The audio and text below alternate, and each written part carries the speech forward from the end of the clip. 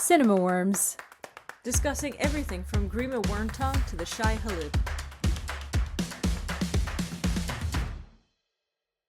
I'm Sabib. And I'm Lindz. And this is Cinema Worms Podcast. The programmer who designed the green scrolling code in The Matrix scanned his wife's Japanese cookbooks. What?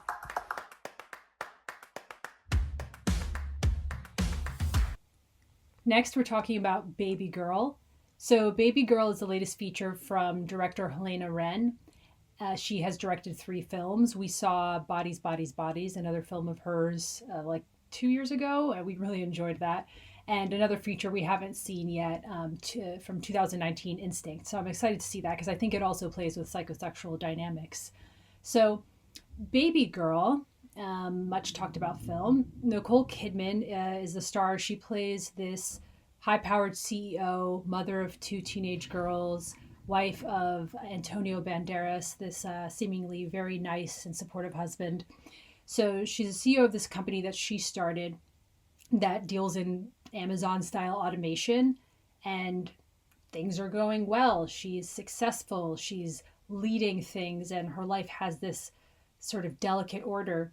And then early on in the film, we get to see this other side of her. Pretty much in the first scene, she runs away from sex with seemingly great orgasm with her husband and goes and watches porn, this sort of like sadomasochistic porn in another room to complete her journey. So there, just from the beginning of the film, we get the sense of this other side of her. And as the film progresses, she meets an intern at her company, played by Harris Dickinson, who immediately catches her eye. He engages with her in this sort of borderline, inappropriate, provocative way. It's like he's just challenging her, even from their first interactions. And we get this sense of something being off kilter and her being very drawn into his orbit. And that they slowly begin their entanglement, where she begins to experience some of these sexual desires and dynamics that she's never had and has been ashamed to even really ask for, in a way, kind of broach further with her husband. Like they sort of talk about these things and he doesn't get it, but Harris Dickinson gets it. He gets her desire for humiliation or domination to sort of cede control to him, to this younger, beautiful man. So this is kind of funny because we had just seen Fatal Attraction last night with one of our friends, and the 3 of us, we realized that none of us had seen Fatal Attraction, despite it being such a classic film. We've all seen the pastiches and the parodies of specific scenes, but we had not seen it. So it was really interesting to have seen Fatal Attraction and then almost immediately go and see Babygirl. There were some interesting parallels. What do you think about the comparison there? It was pretty uncanny, and I don't know if that's just... I do know that the director was thinking about films like this and about female sexuality and how it's been depicted in things like Basic Instinct. I'd read that. So, but there were some actual parallels. Well, you have someone working in business who lives in Manhattan, who is married with this perfect family in their huge apartment, and then they have this house in the country, and then they begin this affair with someone who's like maybe slightly unhinged. So I enjoyed this film. I'm not sure I feel it deserves the praise that it has on the poster. Kidman was great. I think Harris Dickinson is consistently great. In fact, I think he's a very underutilized young actor. We see a lot of Mescal, who's also fantastic, and Driver, and even people who are slightly more established, but I feel like Harris Dickinson has sort of flown under the radar a little bit. I've liked him in everything from Scrapper to Triangle of Sadness. Excuse me while I have a cough there. You can cut that out. And it's really interesting that you brought up the point of this Amazon-like automation, the robotics company that Nicole Kidman runs in this film, because there is something really interesting about seeing it beginning with these little robots moving around and looking at everything in neat boxes. Everything is carefully labelled. and then throughout the film you do kind of flick back to that same scene a couple of times, and it did make me think about how it was a nice, if very slightly unsubtle flag about how Kidman's own proclivities in this film cannot be easily labelled or boxed up. She is looking for something that is what we might consider, or what people might consider in this film, to be outside of sort of normal family life. It's something a bit untoward, and she, as you say, she's not comfortable asking for it with anyone other than Harris Dickinson. She seems to really shy away from expressing those things. I didn't think it was as sexy as I thought it was going to be, and I found this really hard to articulate when I've been making notes about this film, to explain what I meant about that. Now, we didn't talk about it on the way home. We purposely didn't talk about it. So can you tell me what are your thoughts? I'm going to hear them for the first time, which is exciting. Yeah. So I think I obviously liked the film more than you. But to be more specific, I found it emotionally raw and vulnerable. Which I'm suspecting you didn't. But there was a lot I enjoyed about it, which I can also bring up more once I hear your thoughts. But even in ways that it maybe totally didn't convince me or didn't articulate its point well enough, I found it compelling. A lot of that has to do with Harris Dickinson's and Nicole Kidman's performances. Nicole Kidman, I found her very complex as a character, and it was like, I thought it was a brave performance, not just because she's like naked and having orgasms and such in very well, she's done that in a lot of different films, so that's so brave. I will never forget the absolute horror of Killing of a Sacred Deer, a film I never saw. I never want to talk about that film ever, and I never mind. But it's like the only movie of his I haven't seen. Yeah, it's the only one I didn't like. So Nicole Kidman in Babygirl is very compelling.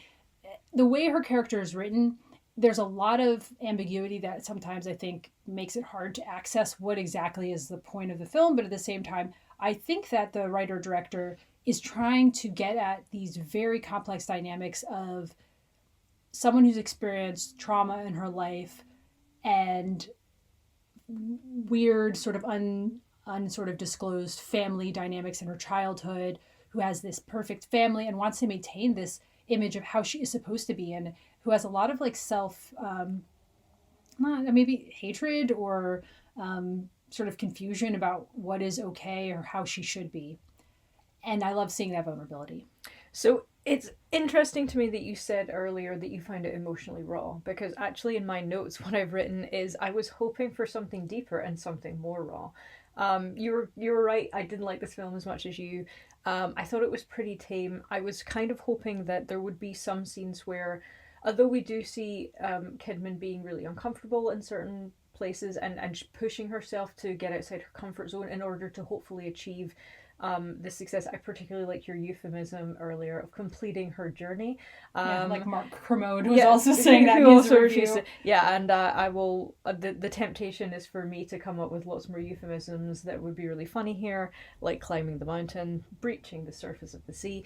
But I was really hoping for some scenes in between those things where we saw Kidman explore her own sexuality outside of either her husband or her affair partner. I thought it was a missing link for me. I wanted to see her develop more on her own, taking something new that is happening to her that she's experiencing and learning, and what does that mean for her. It just felt like she was sort of waiting for these men to do things to her and not progressing with that. I found it really interesting that they used INXS's Never Tear Us Apart on the soundtrack. It made me laugh because Bishop Briggs did a famous cover for that for the 50 Shades of Grey soundtrack. And I think people who have seen the trailer for Babygirl might expect this to be kind of like a gender-swapped 50 Shades in some way, and it is very much not, really. I was actually hoping for a little bit more from it. Yeah, I think a lot of what the film does is maybe not decisively go in one direction or another. Maybe it doesn't have enough of the BDSM sort of dynamic depicted. Maybe we don't have enough of a sense of her past. Maybe Harris Dickinson's character is a little too enigmatic. I just really, enjoyed what they were doing.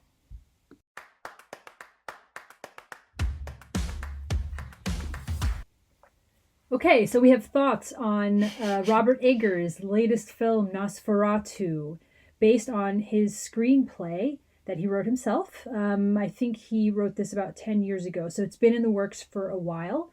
And it's a remake of the classic film, basically a take on Dracula. So you have a young girl played by Lily Rose Depp, Ellen, I believe it's early 1830s in Germany, and she has been haunted her whole life, sort of mysteriously, we don't know exactly how, by this Nosferatu figure, who's not named at that point. And she is recently married to her husband, played by Nicholas Hoult. And he's about to embark on a journey through his firm to deliver I think a house deed to this creepy old count in the woods of Transylvania. And he's told, nope, you need to take the deed all the way across the mountains, through the villages, to get to this old man in his house, because he's going to pay you a lot of money, and this will help you and your wife set up your lives. But slowly we discover that he has been lured there by the titular vampire, Nosferatu. And what ensues is a lot of haunting and psychological warfare and the occult and plague symptoms throughout the city and death and destruction. Yeah, so I have a lot of thoughts about this film, and there are going to be some complaints, some notes. My problem with vampire stories is I like vampire stories. They are, really interesting. I've even written vampire stories myself, but I generally want to see either a fresh angle, so something like Renfield, which Nicholas Hoult was also in, or Abigail, or, Let the Right One In. I want to see something fresh like that, or I want to see it beautifully done, if it's just a remake. And I have the feeling that Nosferatu kind of played too safe for me. I actually was quite bored for a lot of it. We'll talk about the cinematography, which I do very much like in a bit, but just sort of narratively, I didn't really think that it did anything new, which was not great. It was also a problem, the casting was a bit of a problem for me, because Nicholas Hoult was in Renfield in 2023, and in that film he plays the titular character, who is sort of Nicolas Cage's Dracula's little minion, and he's a sort of cringing, sweaty, panting mess in that film. And it was really difficult for me, therefore, to, about 18 months later, separate Nicholas Hoult in this film, who is kind of a sweaty, panicked, creepy mess. I suppose in a specific scenario in which you have seen Renfield, remember it, just and then because see he had Nosferatu. just because he had a top hat on this time didn't mean that it was any easier for me to separate those things. And I was annoyed by that, because I think if another actor had been in that role, maybe it wouldn't have reminded me so much, but it did. So I think I'm not really sure that I like Eggers' work in general. I think I've got a bit of an issue. I loved The Lighthouse, and I haven't liked anything else. I actually feel annoyed when I remember that The Northman exists. That film actually annoyed me. So I'm maybe not the best person we can talk about our opinions, but like narratively, I felt that it didn't do anything new. It wasn't even exciting. I didn't care what happened to anybody, really, at any point. And I also didn't like the epileptic acting either, and I know you were a fan of that, but you can talk about that. I liked the epileptic acting, actually. Sure. So, I actually liked all the performances. I liked Nicholas Hoult. I thought he was so gentle and earnest, and then fearful, and I enjoyed watching him running around that big mansion in terror. You know what? I will give you Willem Dafoe, who is consistently... Oh, he was great. I mean, he's great. He's great in everything, though. Does Yes. he really get a cookie for being amazing always? I mean, yes. He has that zany edge and intensity, which I really enjoyed in this film, as a sort of doctor who's been kicked out of the establishment because of his beliefs in, the occult, but then he's the only one who really understands what's actually happening. So he did lend a certain air of gravitas that did make me take the film more seriously once that character was introduced. Yeah, I mean, I would say the acting all around, I enjoyed it. I thought Lily Rose Depp played the role as it was intended to be played. Really all around, you're seeing Eggers, from just my interpretation, I haven't read enough about the film, is very, very invested in telling this story in his own way, but also in a classic way that is following the previous film, right, and sort of paying homage to it. So, I'm not saying that that's like my favorite version of that story, but he has a very, very strong vision, as he always does. And I just want to say that compelling. that you can do that, and of course it's important to kind of pay homage to things. I just don't think that, for me, his vision was very much the same vision that I have already seen. And I think that was I felt like, oh no, I could probably stop this film, I could walk out right now, and I could tell you exactly what's going to happen for every single beat of the rest of the story. And I wasn't wrong. And that, but there is something to be said about remaking a classic in a way. I just don't know what was new about it, So, interestingly, he always has a very strong visual way of telling his stories, right? I think his films, at least from what we know of Nosferatu and the Northmen, are meticulously planned. And I think both of these films are a huge scale. So absolute focus on historical accuracy, rich settings with tons of historical detail. And then the cinematography I thought was very rich as well.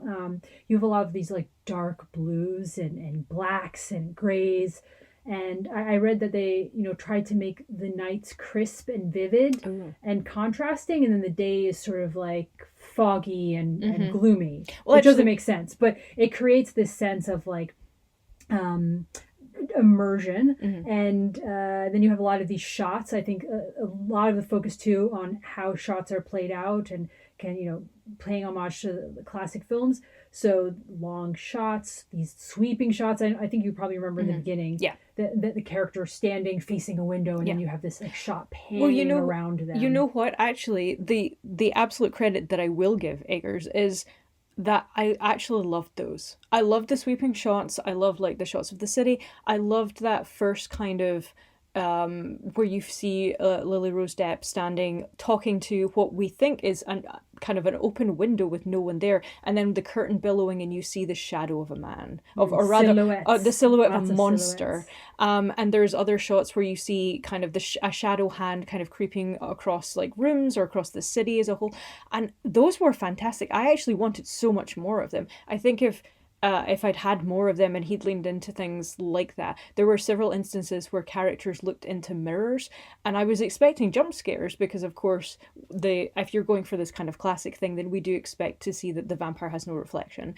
But they never materialized. It left me just feeling a bit unsatisfied. Which is ironic because Lily Rose Depp was consistently unsatisfied through this film. Absolutely not. Well, yeah, it's to each his own. Yeah. But yeah, I think that what she's doing with that acting is really playing it up in this sort of... Oh, I mean her character. Her character was unsatisfied by various things. Yes. Not to spoil. She wanted that Nosferatu... Yep. Please let's not talk about the genitalia of the vampire Nosferatu. That's what she was wanting.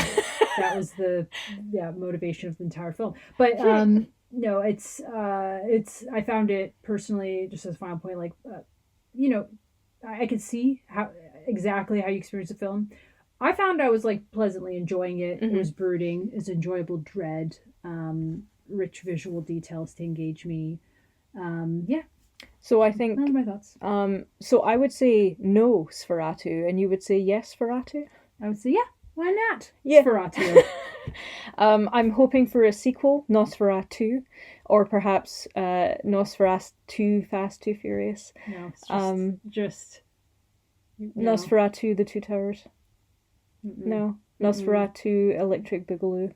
Ugh, God, vampires just take me.